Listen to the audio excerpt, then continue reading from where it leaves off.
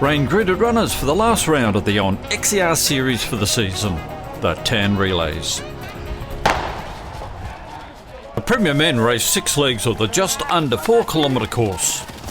Ed Marks changed first for Glenn Huntley to record the quickest split time for the day.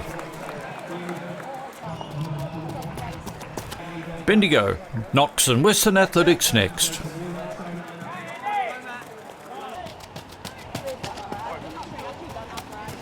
Olympic marathoner Andy Buchanan moved Bendigo to the lead by the second changeover. Western Athletics into second, with Abdi Ali up next.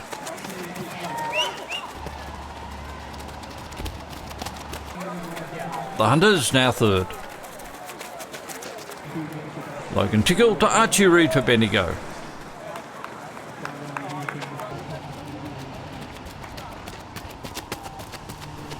Western A's and Glenn Huntley changed together.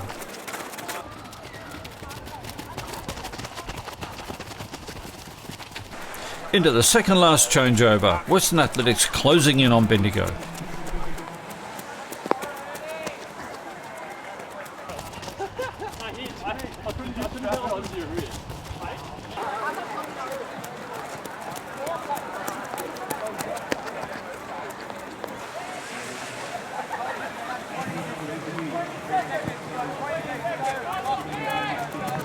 At the last changeover, Western A's now in the lead with Liam Cashin to anchor.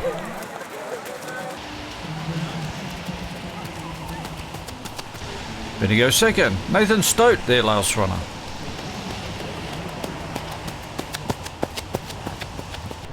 And a battle for the bronze between Knox and Glenn Huntley's Olympian Ridian Cowley. Cashin home first to celebrate with his teammates on the win and season premiership. Bendigo second. Cowley grabbed third place ahead of Knox.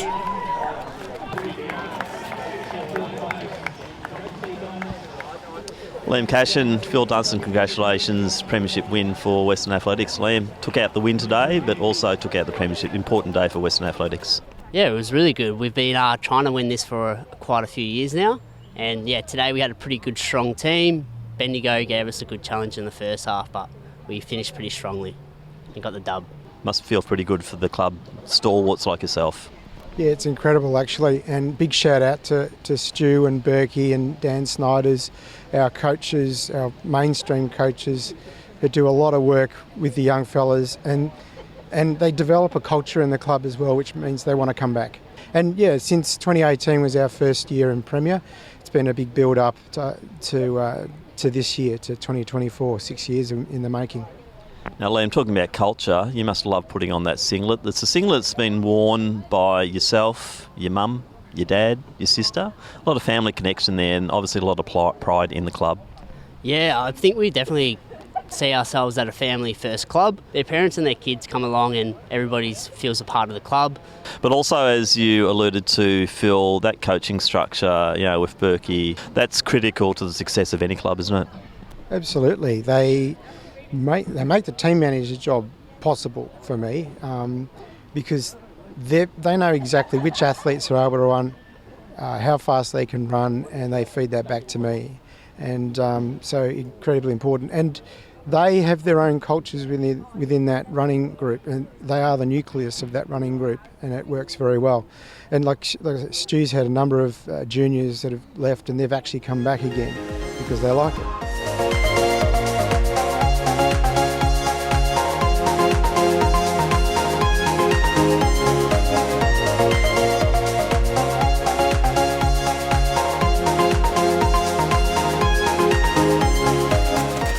In Division 2, Sandringham won the day and their premiership secured promotion to the Male Premier Division for XCR'25.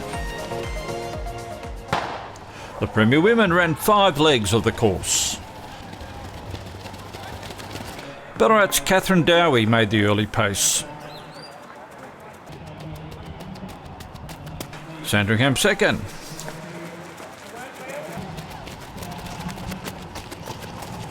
Box Hill next, Melissa Duncan to run.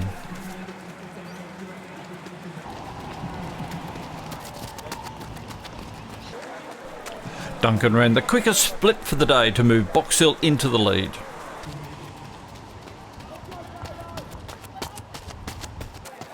Sandringham second, Orla Shackloff to Gabrielle Vincent.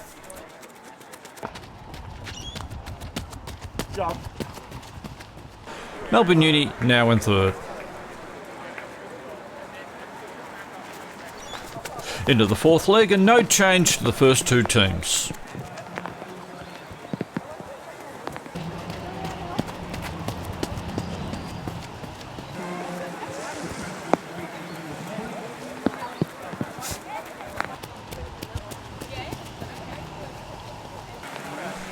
Then Ballarat and South Melbourne.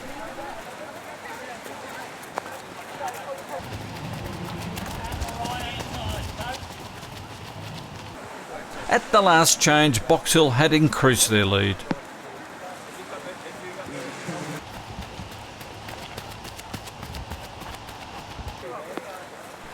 Sandringham still second.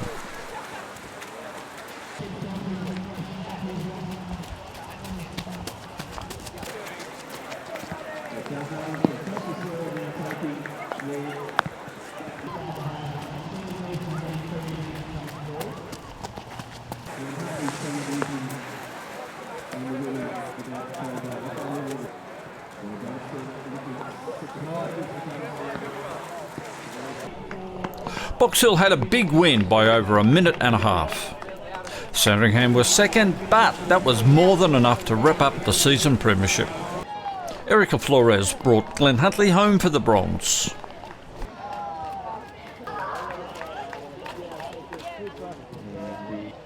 Alice Oakley-Kerr, big year for the club.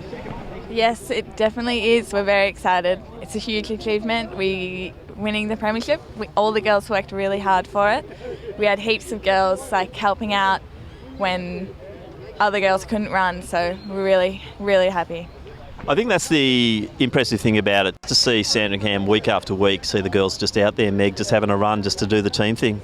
Yeah, it was really good. Everyone really stepped up and tried to race as much as they could, which is good when you have a lot of people in your team as well. We saw the influx obviously of St Stephen's this year, but you two were originally Sandringham as well. It must be a nice feeling to sort of see a club developing in that way. Is that right, Alice? Yeah, definitely. We're really excited because Sandringham's definitely growing a lot, especially in cross country. We've got a good athletics team, but we haven't really been there for middle distance and everything. So it's really nice that we've got heaps of guys coming in. So.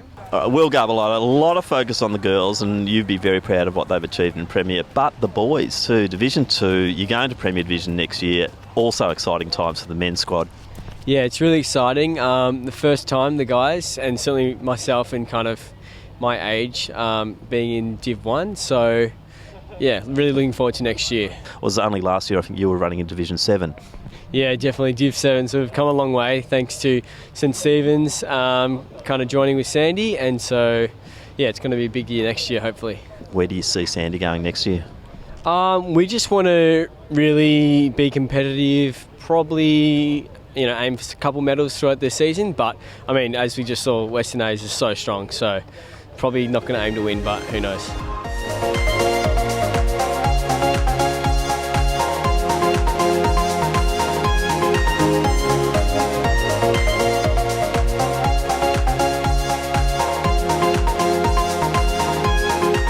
In Division 2, Bendigo females will join their male counterparts in Premier next year with their season win.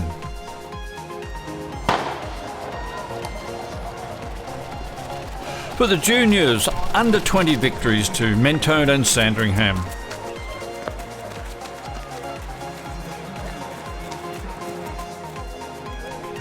In the under 18s, Essendon and Frankston took home the gold medals. Wins in the under 16 age groups went to Doncaster and Box Hill. And for the under 14s, first home were Williamstown and Knox. Keep watching Aspect TV for more athletic action.